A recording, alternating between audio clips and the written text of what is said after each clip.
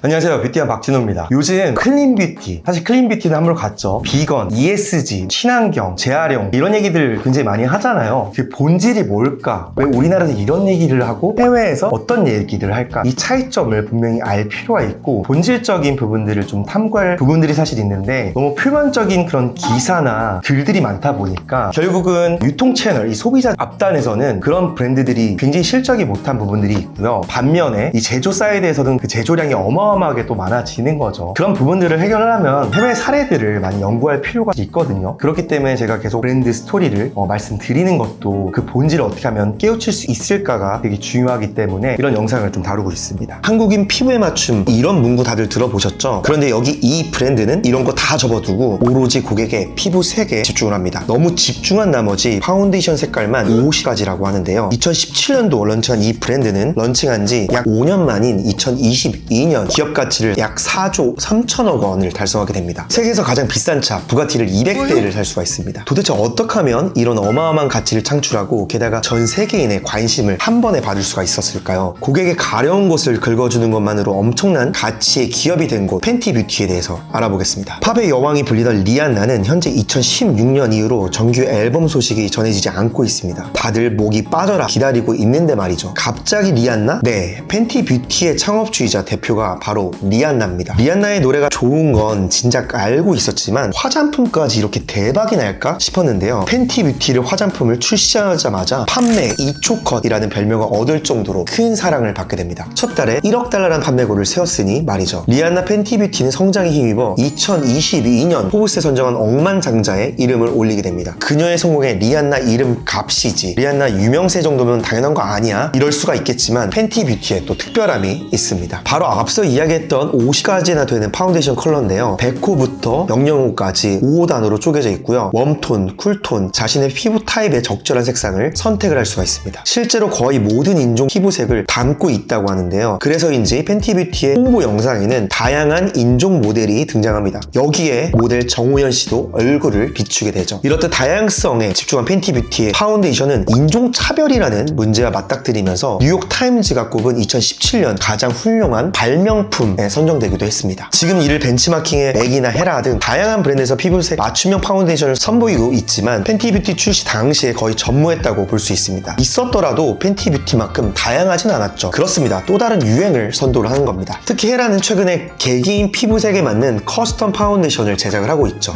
맞춤형 화장품, 이 이야기 굉장히 많이 나왔죠. 커스텀 화장품, 작년 말에 이 관련된 주제로 발표를 좀 했었는데요. 일단은 색조 관련돼서는 좀 빠르게 올 수가 있을 것 같다는 생각이 사실 들어요. 왜냐면 이 사람들은 원초적으로 눈에 보는 걸 믿거든요. 그렇지만 이 기초 제품을 했었을 때는 좋다 나쁘다, 결국은 고객들 자체도 자기 피부의 타입과 자기 피부 측정 자체도 지금 객관화가 안 되고 있는 상황이기 때문에 색조의 기준점으로 접근하는 것들이 오히려 더 빨리 올 수 있겠다, 이런 생각들을 좀 해봤습니다. 아직은 모르겠지만 커스텀 화장품 관련돼서는 그래도 이 색조 기반으로 먼저 성장을 하지 않을까, 이렇게 예상을 하고 있습니다. 팬티 뷰티의 팬티는 FENTY, 리안나의 성에서 온 이름입니다. 굳이 자신의 성을 브랜드명으로 정한 데는 여러 가지가 이유가 있겠지만 리안나의 자기 자신과 브랜드를 동일시한 것이 아닐까 싶습니다. 자신의 가족에게 아름다움을 배우고 자신이 아름답다고 생각하는 기준을 제품에 투영하는 것은 중요하게 생각이 되죠. 티 없이 광이 나는 피부, 선명한 눈썹과 입술 등 리안나의 메이크업 스타일은 팬티 뷰티에 반영이 되고요. 팬티 페이스라는 이름으로 파운데이션, 하이라이트, 브론즈, 아이브로우, 립스틱 등 실제 주력 제품이 되기도 합니다. 우리는 주로 셀럽이나 연예인들 세안법, 화장법 즐겨 쓰는 제품들에 집중하다 보니 실제로 뷰티 브랜드들에게도 셀럽에게 협찬해 마케팅을 하는 반면에 미국의 경우에서는 오히려 셀럽들이 자신의 뷰티 노하우를 가지고 자신의 브랜드를 출시하는 것들이 트렌드라고 합니다. 레이디 가가의 하우스 라보레토리스, 셀레나 고메즈의 레어 뷰티, 이외에도 바네스 허진스, 페럴 윌리엄스, 알리스 키스 등 톰과 의뢰인 것처럼 자신의 뷰티 브랜드를 탄생하게 됩니다. 그렇다면 우리는 여기서 의문점을 하나 가지게 됩니다. 왜 한국 셀럽들이 뷰티 브랜드를 만들지 않을까요? 나와 있었던 브랜드들은 되게 많이 있었죠. 중요한 거는 팬덤인 것 같아요. 우리나라 인구가 5천만 인구밖에 되지가 않고 화장품 업계가 지금 과포화된 상황에서 연예인들 아니면 인플루언서의 팬덤을 가지고 사업하기라는 굉장히 쉽지 않은 부분들이 사실 있고요. 결국 팬이라는 것 자체는 한 번 사봐요. 한 번 사보는데 사는 것 자체가 그들의 라이프 스타일에 이런 것들이 접목이 되느냐 안 되느냐, 이런 부분들이 있는데 보통 인플루언서 브랜드들 자체는 자기의 특색과 자기의 철학과 자기 주관으로 만든 경우들이 사실 있거든요. 그렇기 때문에 이 마켓 적합성에서 굉장히 떨어지는 경우들이 사실 있어서 안 되는 경우들이 좀 있었던 것 같고요. 그리고 두 번째로는 우리나라 뷰티 유튜버나 이 광고 가격 자체가 굉장히 높잖아요. 그렇기 때문에 브랜드라는 것 자체는 계속적인 투자가 들어가고 재투자가 들어가고 인큐베이팅을 해야 되는 건데, 인플루언서 입장에서는 자기가 쓰는 제품들을 포기하면서 그리고 그 광고를 포기하면서 브랜드를 키우기에는 방향들 자체가 이제 브랜드와는 한번 맞지가 않다. 그래서 성공 사례가 지금은 되게 드물게 나오는 것 같아요. 리안나 메이크업 트렌드를 이끄는 동시에 제품을 생산하면서 말 그대로 초대박을 치는데요. 자, 그러면 여기서 생각을 한번 해보죠. 단순히 메이크업 제품이나 발색이 커버력이 좋다고 해서 기존에 내 피부가 나아질까요? 다시 질문할게요. 화장을 했을 때 내 얼굴이 마음에 든다고 해서 쌩얼도 마음에 들까요? 아마 대부분 사람들은 그렇지 않다고 대답할 겁니다. 리안나는 여기에 집중을 한 모양입니다. 팬티 뷰티는 엄청난 사랑 후에 스킨케어 브랜드 팬티 스킨도 런칭을 하게 됐죠. 그녀가 10대 시절 저품질의 스킨 제품을 사용하고 겪었던 그녀의 경험을 바탕으로 해서 양질의 제품을 만들게 됩니다. 피부색이 구애받지 않도록 50가지 파운데이션을 선보인 만큼 스킨케어 또한 피부 타입에 국한되지 않도록 글루텐, 오일 프리, 비건 제품 등 구성됨은 물론 향이나 텍스처 또한 성별에 상관없이 사용할 수 있도록 젠더 프리를 사용했습니다. 리안나의 팬티 스킨이 클린 뷰티의 새로운 강자로 떠올랐다면 이를 가능하게 한 것은 바로 세포라입니다. 사실 전 세계 클린 뷰티를 유행시킨 장본인이라 할 수 있겠죠. 세포라는 우리나라의 지명 올리브영 같은 세계적인 화장품 유통망인데요. 이 세포라는 이른바 클린 리스트를 제작해 유해한 성분이 없는 제품들을 자신이 제작한 마크를 부여하면서 판매를 시작을 했습니다. 클린 뷰티 관련돼서는 제가 이 관련된 영상들을 굉장히 많이 찍었는데, 브랜드 차원과 회사 차원에 대해서 나눠서 볼 필요가 있을 거라 생각이 들어요. 브랜드 쪽에서는 지금 소비자들이 비건, 클린 뷰티를 원할까? 저는 아직 잘 모르겠어요. 근데 객관적인 유통 데이터나 이런 것들을 보면은 지금은 우리가 돈을 쓸 정도의 가치를 주느냐? 그건 아니라고 생각이 사실 들고요. 그렇지만 회사 차원에서는 되게 필요하다라는 말씀을 드리고